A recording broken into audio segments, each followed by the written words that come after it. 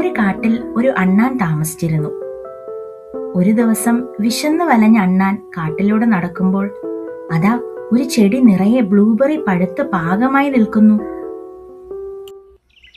Hi, എന്തോരം ബ്ലൂബെറികളാ! എന്ത് വലുപ്പം! ഇന്നത്തെ കാര്യം കുശാൽ.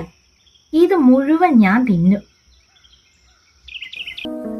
അണ്ണാൻ തന്റെ കുഞ്ഞു കൂടെ നിറയെ ബ്ലൂബെറികൾ പറിച്ചു.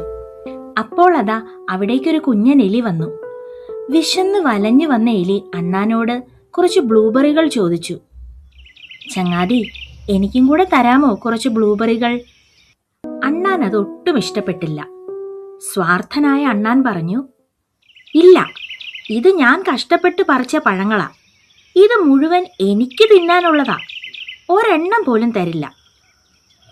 പാവം എലി സങ്കടപ്പെട്ട് തിരികെ പോയി. അണ്ണാൻ അവിടെ ഇരുന്ന് ഓരോ ബ്ലൂബെറികളായി കഴിക്കാൻ തുടങ്ങി.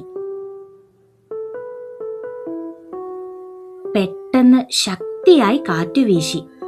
അണ്ണാന്റെ കൂടെ മറിഞ്ഞ് ബെറികളെല്ലാം ഉരുണ്ടുരുണ്ട് ഒരു പാറയിടുക്കിൽ വീണു. വെപ്രാളപ്പെട്ട് അണ്ണാൻ അത് പെറുക്കിയെടുക്കാൻ നോക്കി.